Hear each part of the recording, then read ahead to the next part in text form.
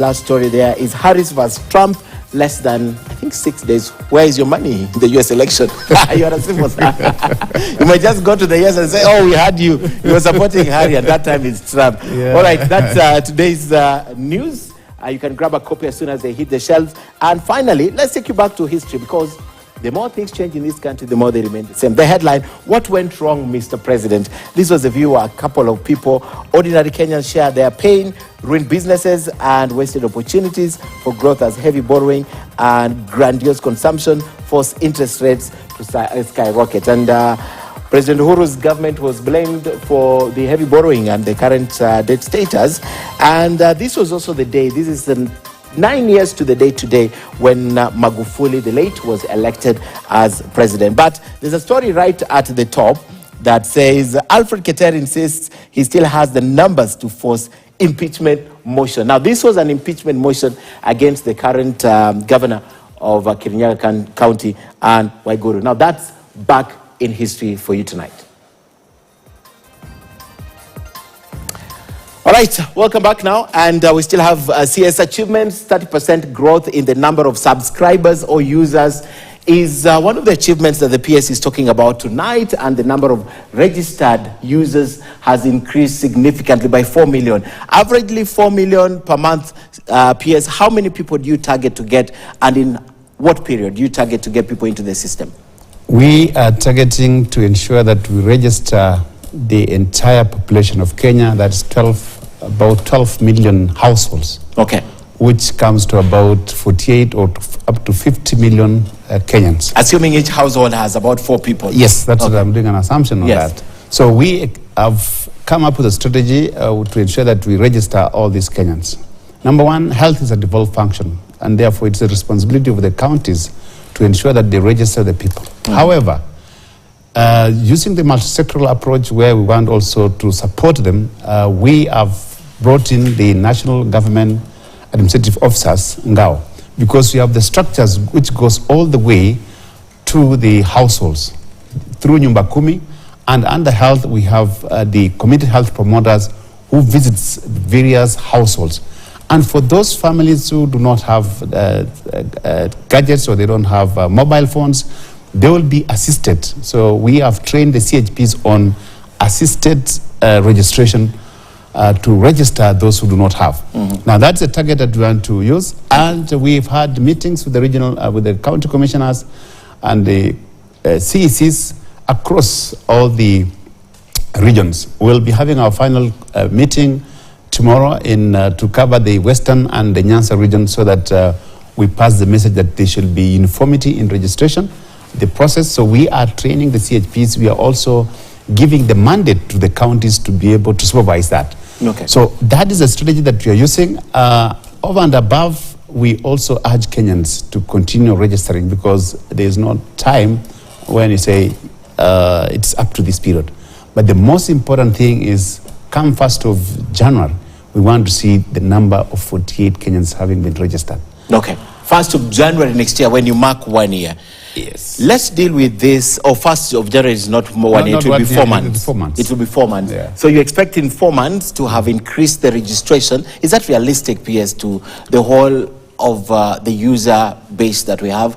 That's 12 million households? If the approach that we take, as I've told you, we have 100,000 community health promoters across the country, and they have been assigned 100 households. Okay. So we expect that if these community health promoters visit the households within that period, we should be able to cover a substantial number of Kenyans into the system. That is the target that we are giving ourselves first. I know we are going into a festive of Christmas. That might disrupt us. But we expect at that particular time, most of the Kenyans will be visiting their families, and the issues that we want to discuss with the Kenyans is basically, are you registered? Are you registered? Are you registered? Okay. So as you visit your families, ask them, are you registered for... Before we talk about that registration, how are we dealing with these teething problems? I have just read feedback from some of the viewers who are watching tonight, and they're concerned about the registration process. Explain to us how dependents work, because that's one of the concerns, that she went and tried to use his, and she's told, so long as yours is dormant, you cannot be able to use his. So what is the definition of dependence? The dependent, of course, is one that relies on the other benefits. Number one, we say that any Kenyan who is adult must register. So you register first, and then you add your dependent. So, for example, the spouse, the husband has to register, and the wife also has to register, and then you add each other as dependents. Okay, so if I am registered and my wife is not registered, there is no way I can add her as a dependent. Because we want her also to register. So that's a means of ensuring compliance with the registration. With the registration, that each and every Kenyan must register. Why? That is, it should be voluntary, whether it's a social health. We are saying that this is a household. It's based on household income. So how do you determine household income? It is your wife's income plus your income. Okay. All right? So that's why we are saying you have to register, both of you. But that only applies if there was a place that I ticked that says married. You see, that's when you tick that you are married, and therefore it will call for now adding your dependent. Your dependent. Yeah. Okay. So the thing is, we have to both register in order for us to be in the system. Yes. What about the children? Now, the children under 25, the system allows them to be registered as dependents. Over 18 years and 25, we allow them if they are still under the custody of their parents, they are still in college, they are still in a university. So the system allows that to happen, provided you demonstrate to us that they are still students and you are paying for them. And then the others who are below 18, definitely they are your dependents and you need evidence. One is you need the birth certificate of your children to show that these are your true dependents. That list is open, it's not closed, as long as you prove evidence that these are your dependents. What happened to that case in, I think in the Rift Valley, that said he registered, the next day logged into the system, and he found a dependent who he is not aware of had been added to his account? What could have happened in that case? I think that could be a system mix-up, which I don't want to say here now, but I know we also urged parents to register their children, for example, their dependents, and verify. You remember there was a circular that was issued through the Ministry of Education that we want the parents, I mean the children to be registered at as the beginning dependents of the term. Yes. At the beginning of the term. Yes. So that is where there was a little bit of confusion, which we corrected, and we also wanted to use the system that is currently being used by education to know who are these children. These are your children, because we want to link the National Education Management Information System together with the Social Authority system, so that you don't need to be all the time adding your dependents. When you go, once you've registered your child, when the child goes to school, any facility that your child will visit, there will be like almost automatic reflection of these dependents. We wanted to make it easy for them, and I think that's where maybe it created a problem. We wanted to see how we can leverage on that system. However, we realized there was going to be a problem because it's not correct. It's not. So, and we therefore opted for the parents to add their children as dependents. As dependent, individually. Individually. Okay, and that is working now? That is working perfect. I don't think we have a problem as long as you go to the SHA portal, go to the www.sha.go.ke. Then you will be able to add your dependents without any challenge. Okay, so that is out of the way with dependents, because I have a couple of questions for you from social media. And I see Kiplagat Victor on Twitter says, this SHA is far much better than NHIF based on the packages. It only requires that some adjustments be made to make it effective. Do you acknowledge that having used it for a month, tried and tested it, there are areas that you need to tighten the loose bolts and nuts?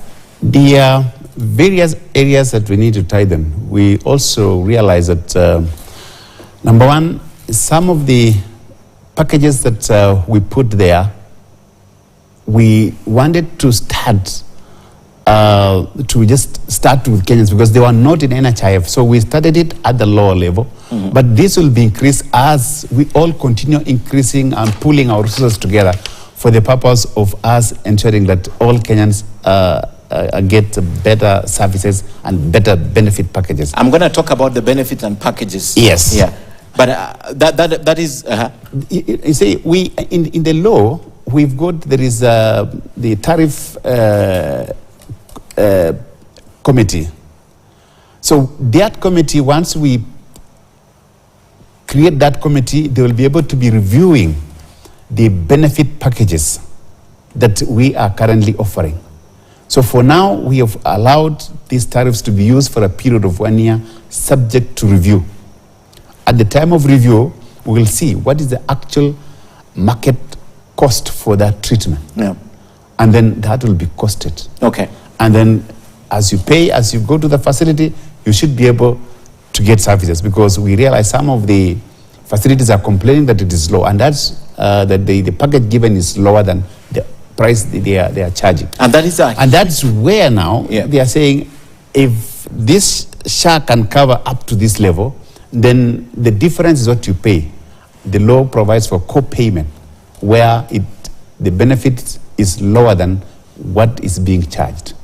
So where the benefit is lower than what is being charged. Yes. So you're being charged 10,000 shillings, but what you're getting is lower, if I get you right. If in terms of service. If the benefit package, for example, for that facility, if it is dialysis, for example, I think we charge 9,000. So if you go to a facility which is charging 10,000, so definitely you have to 1,000 more. Add one more. It is your choice where you have gone. Okay. All right. So where they need more than what we offer. What do you mean it's my choice? So if I go to Kenyatta Hospital for dialysis, and Kenyatta charges 9, and I go to Nairobi Hospital and they charge 10,000 or 15,000, I pay what you remains. Pay what is in the tariff.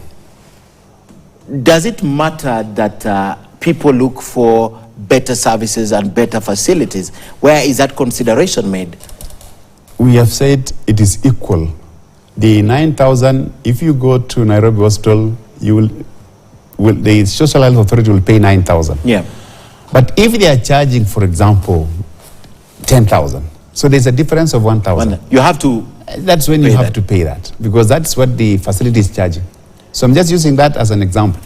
So, but you'll find most of these packages or tariffs that we have given is what is a standard, what is being charged. We did a lot of costing, and that's why we came up with those figures, because we had to engage the facility users and did the costing, how much really cost this treatment.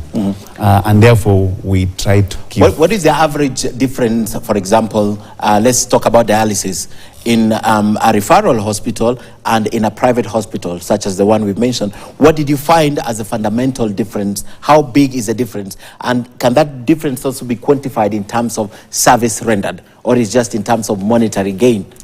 When our referral hospitals, for example, are charging what the rates that are offered by SHA.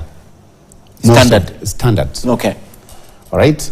But we are saying, because we have now private facilities which are offering that same service, but they charge a different price. There could be other issues, what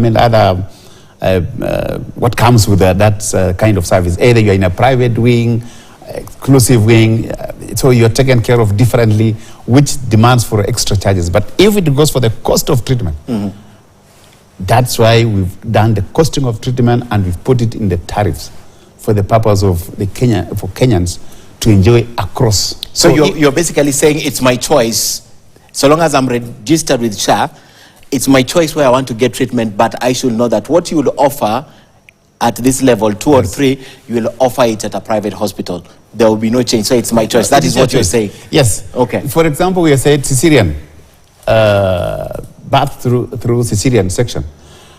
Standard is 32.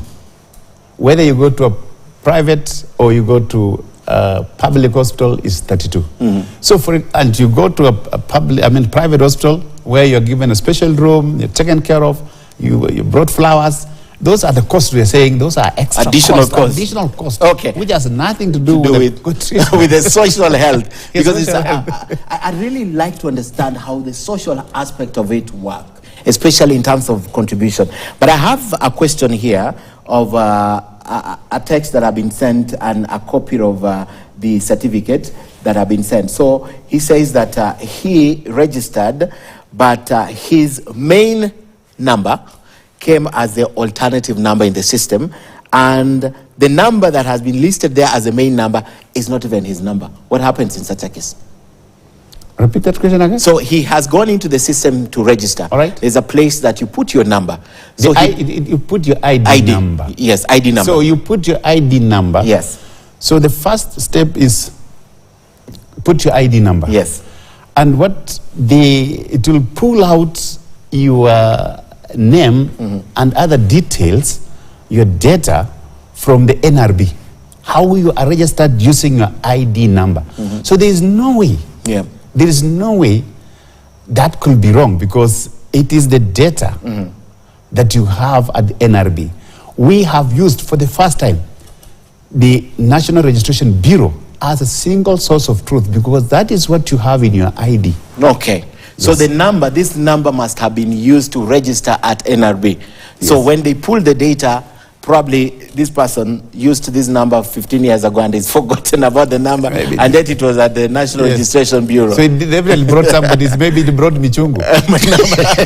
I just hope there's M-Pesa sent through it. There's no M-Pesa so that I come, It is the ID. Or I can consume my services on his line. Yes, one of the biggest challenges, and I told you that we did cleaning of the NHIF data by using one source of truth where we refer our data. And this is the National Registration Bureau. Because you had to input your truthful information in that portal. Yes. There was no way you would have varied it. There's no way you will have varied it, because that is what you carry your ID every day. Every day. And that's why I've said that we are not going to ask you for now the card. Yeah. What is your number is your ID number. As registered in that system. As registered in that system. Okay. I want to talk about the contributions. Yes. A lot of questions we got today are based on the amount of contribution that they have to make. It's definitely gone higher. There was a standard 500 paid, and that's where I'm going with the social health aspect of this. There was standard amount that my mother at home in Migori used to pay, 500 shillings. Yeah. I used to contribute 500 for my younger siblings, for them, and I contribute mine through my employer and all that. True. And now, to some users, they are paying as high as 8,000, as high as 4,000, depending on what they're earning and the percentage. How does this work? Because now they're contributing more, but yet they feel they still get less. How does this work, PS? Number one, we came up with a standard, a uniform figure that is 2.75% for the purpose of equity. Previously, there are those who are paying 500 shillings, and their earnings at that time probably is 5,000. So they're paying 10%? They're paying 10%. They were paying 10%, yes. Now, this one who is paying a maximum of 1,700, and their salary is, say, 100,000. So what is the percentage of that? So we realized that we needed to bring equity in everybody based on your income.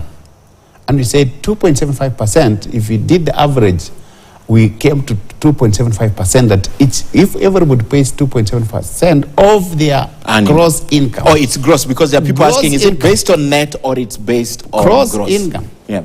Then it brings in equity. Based on your gross income. Yes. Well, others will still pay more. The people who earn less are still paying more. You see, we are saying 2.75% of your gross income. Whatever you earn. I've applied 2.75%. Yeah. Is there a cap? There's no cap. So if I'm earning 2 million shillings, it's 2.75%. Because it goes with your income. All right. So you've collected the money. That's now it's called a social everyone contributes into it. Where everyone contributes into it. And the benefit packages are also equal. Okay.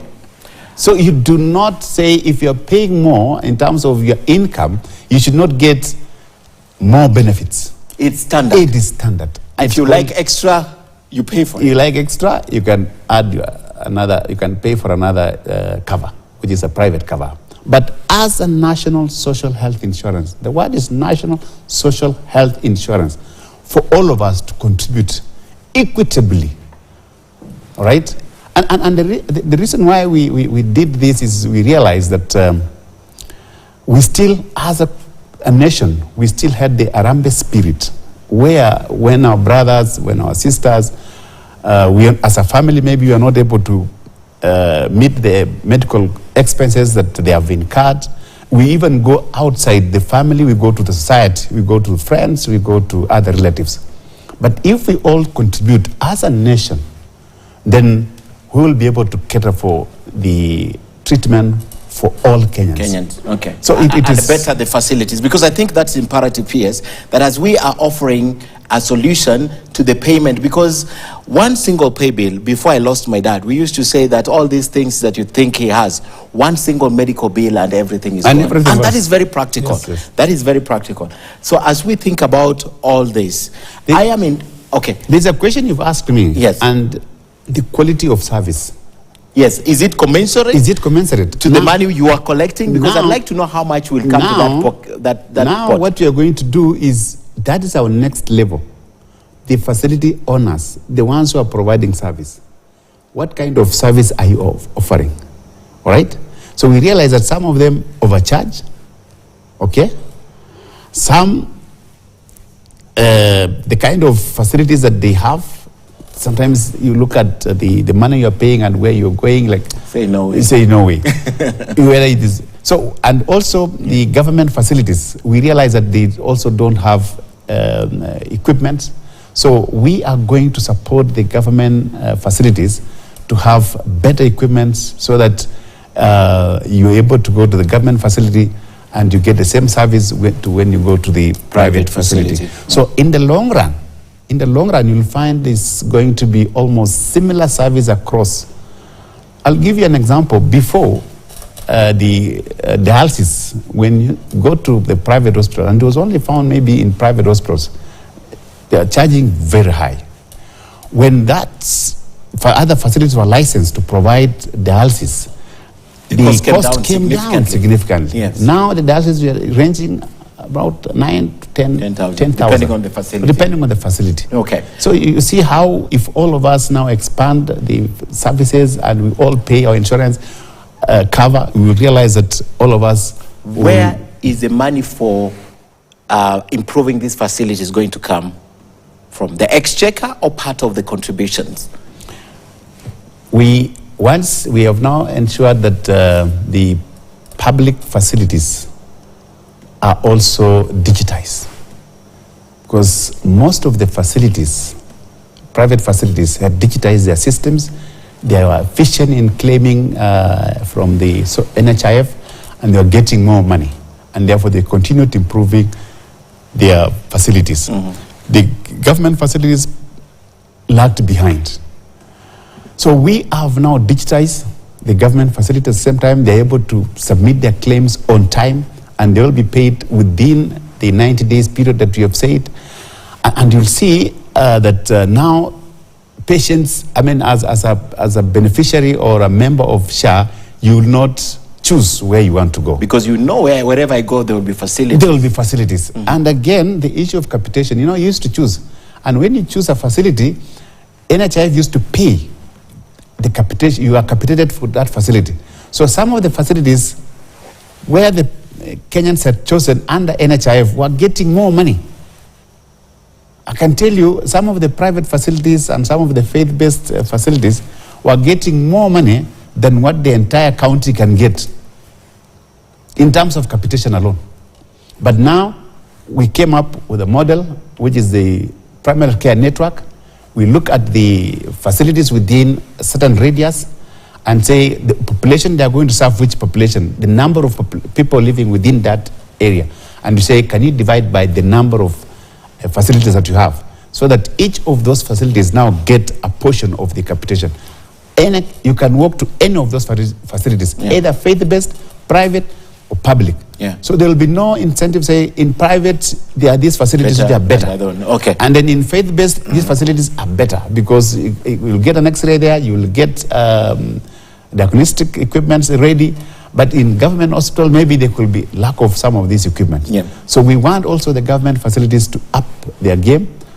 And that's why, for the first time, we passed a law which is called Facility Improvement Fund, that the money that goes to the public facility, health center, will not, is ring-fenced to that facility. It can be used for something else. It can be used for something else. Even paying the doctors. Even paying it will pay for drugs, it will pay for equipment, it will pay for improvement of the facility. But not payment of salaries. Okay. So the county government will be paying for the salaries. Yeah.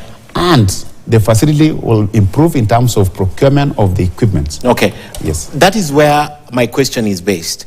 This money that was passed into law as facility improvement, where does it come from? Is it allocated during the budgets to MOH, or it's part of the contributions? Because I'd like to know your final tally. If you look at the overall pot, if you bring the 12 million households on board, how much money will be there in terms of contribution? If we work with the minimum contribution of 1,700, how much money will that pot have? I can tell you this, that the only allocation the government is going to give is under the primary healthcare fund. Which is 4 billion right now. Which is 4 billion right now. Yes. That means it's going to the facilities, dispensary and health centers, level 2 and level 3. So that will be funded by the national government. Yeah. Level 4, 5, 6, they will be able to get their money from offering services under the SHIF or Social Health Insurance Fund. So government will again fund the Emergency Chronic and Critical Illness Fund. Which is the last? Which is the last fund. Yes. So now it is the responsibility of this facility to offer better service where patients will go. The more the number, they make the money and improve the facility. Yes. Okay.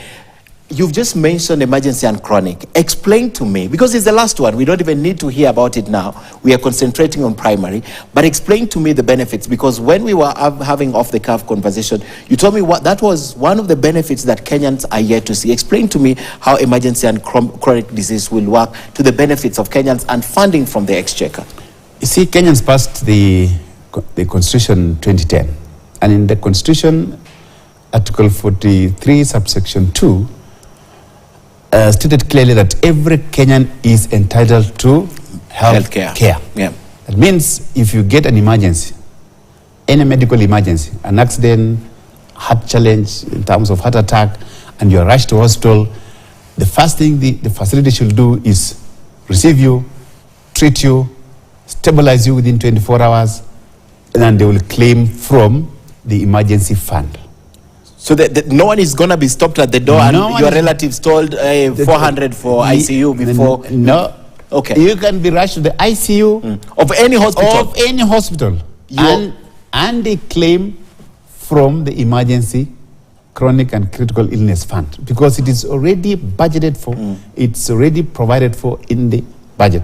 So they will be entitled to claim.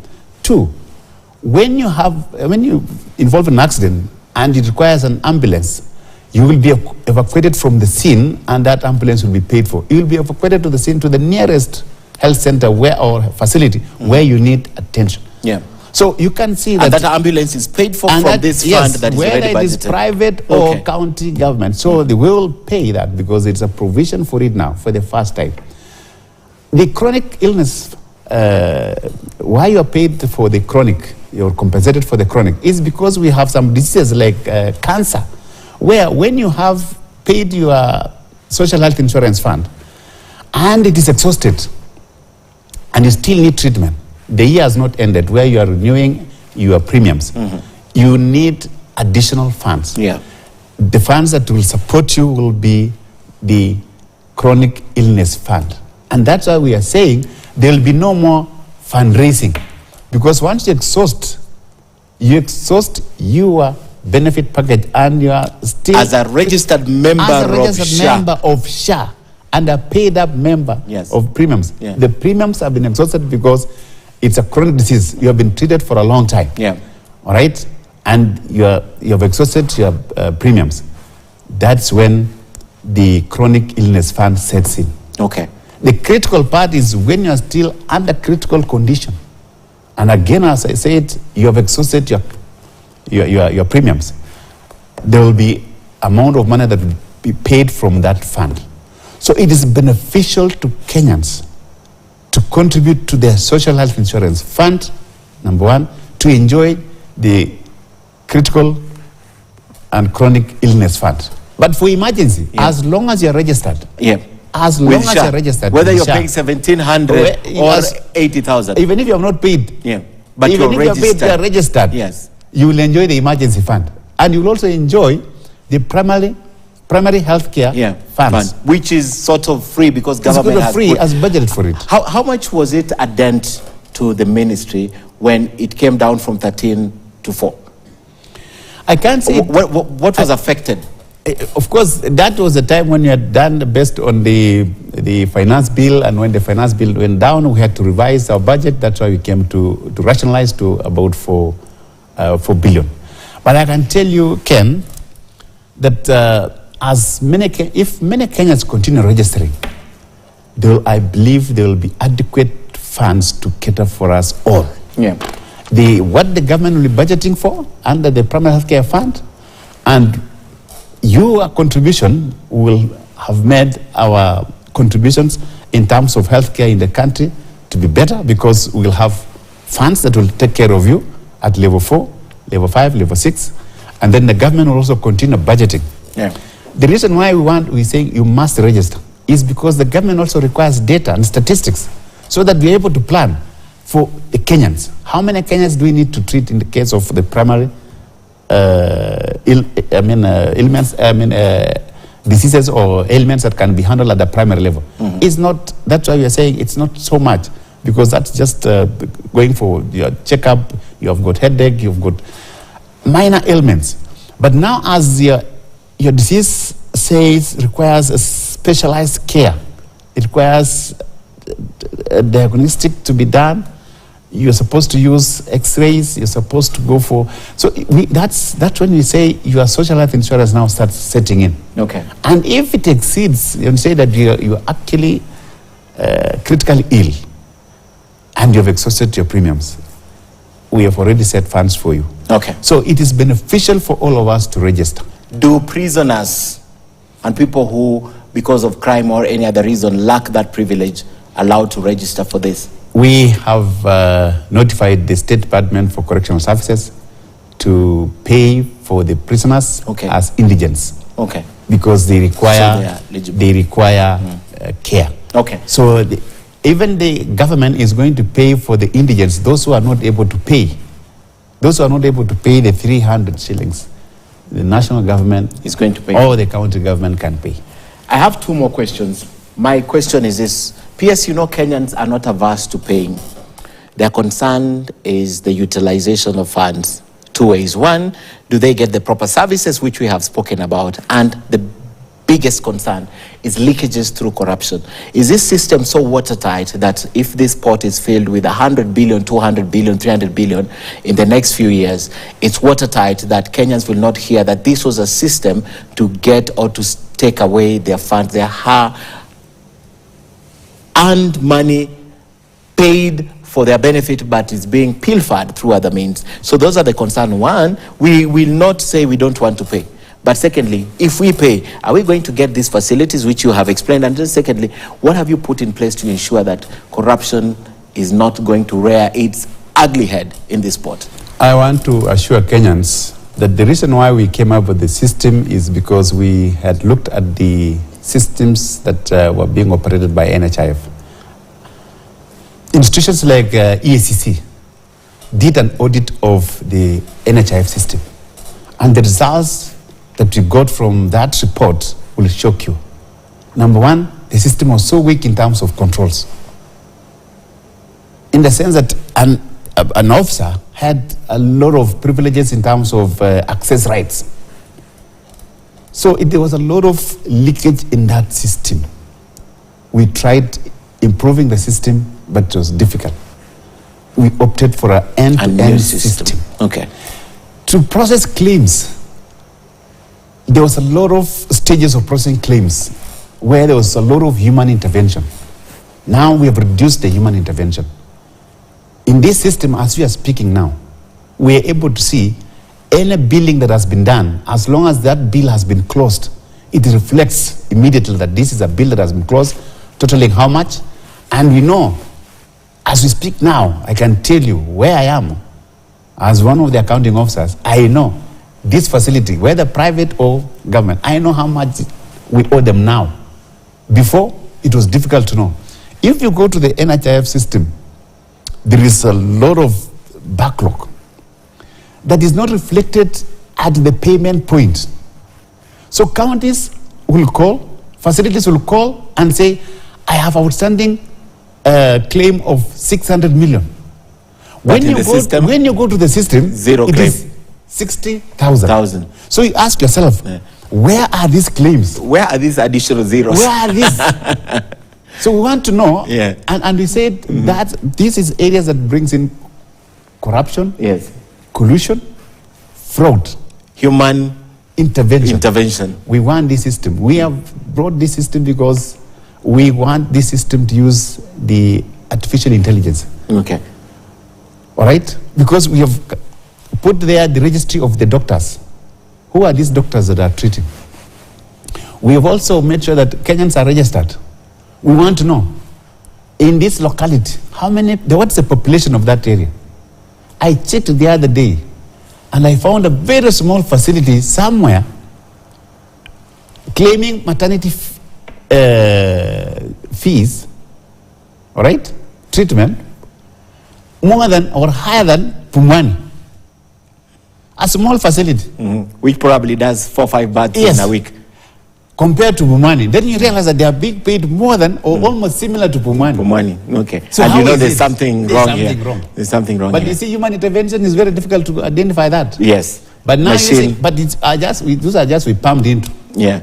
By luck, by chance. But we need a data. We need an IT system that is able to detect such. Okay. So as we close, there's a point that I need you also to talk about, that if I decide to be treated at a referral hospital for something that I would go to the dispensary, do I still get paid for by the system? You see, we have the PHC, where you are being treated under PHC, the Premier Healthcare Funds. Yeah. So we are saying we've locked in the system. You should not go to level 5 on care that can be delivered at level 2, level 3 dispensary. Yeah. So if I go, what happens? So if you go... I have malaria, I go to Kenyatta. Why should you go to Kenyatta for malaria? And it's a referral hospital. The word referral hospital says that you are being referred to that facility because there is need for a specialized care. Yeah. So what is happening now, you realize that we are clogging our referral systems. Yet we leave our facilities at the healthcare, health centers, dispensaries. All right? We leave them. Okay. And then we walk into, when you go to referral hospitals, our national referral hospitals, the level 6, when you go to the waiting bay, you will find a lot of people. Others having chest pains, yet they should have gone to the facility. And that's why we want our referral system to be a real referral system. Okay. Not congesting our emergency areas within the referral hospitals. I have a minute. Yes, I need to ask you this. Will we get to a level, just 2 quick questions, will we get to a level that even doctors can be paid from these funds? And then secondly, this issue of UHCs, the service providers who are hired under universal health coverage, what happens to them? These are questions that comes all the time. Just in a minute, if you could respond to that. Let me start with the ones that were hired under the previous regime, specifically to implement the universal care coverage. UHC, we call them UHC staff. Yeah. We've engaged with the public service. We've given them the details. That's why their contract was extended by 2 years. And within these 2 years, we should have submitted all the details of these officers, and they will be put on P&P. Permanent and pensionable. Okay. So that arrangement is there. We want to urge them to be patient, because we've got to work on the budget to make sure that it's budgeted for either at the county level or at the national level. Because most of them are working at the county. So we are working with the counties to make sure that they are absorbed at the county level. Okay. So if they are not absorbed at the county level, the national government then will absorb them and then transfer or deploy them to the county to continue providing services. Okay. Doctors, get to a level that we have enough money that it will not be a problem. Right now, for public hospitals, and I'll use the public hospitals. The public hospitals, National Treasury is still paying their salary. So we're paying their salary from the taxes. And we want these the public hospitals also to run to the level where they're able to sustain themselves. How do they sustain themselves? They must make sure that they provide service, and that service is costed, it is paid for by SHA or Social Health Authority, and they get revenue.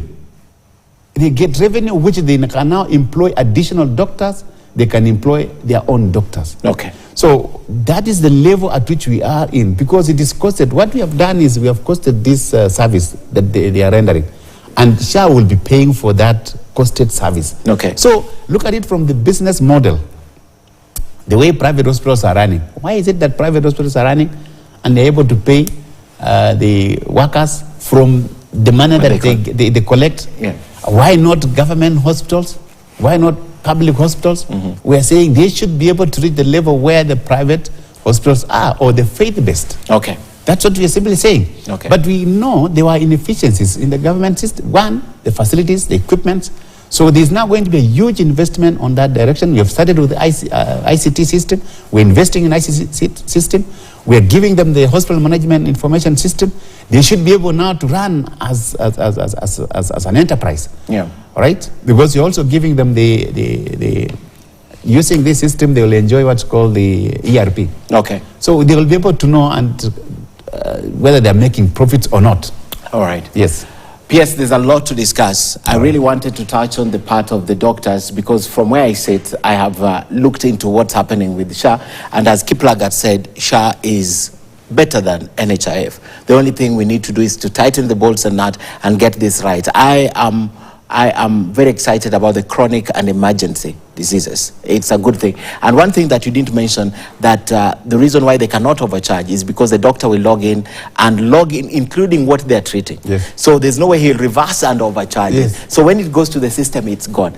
I wish we had more time, but thank you so much, Harry Kimtai, for coming tonight and sharing with us. Looking forward to 2 months, and I'll call you again. I will come back to give a report of 2 months, and you'll do your own evaluation. You've given me 30%, 1 month. That is great achievement. That's right there at the board. All right. With our challenges of startup, so 30%. Teething problems? Teething problems, it's a great 30% thing. is a great thing. All right. Yeah. Maintain, shikilia hapo. They'll tell you shikilia hapo. Na wanguke nayo. All right, as I let the PS go, university students can now breathe a sigh of relief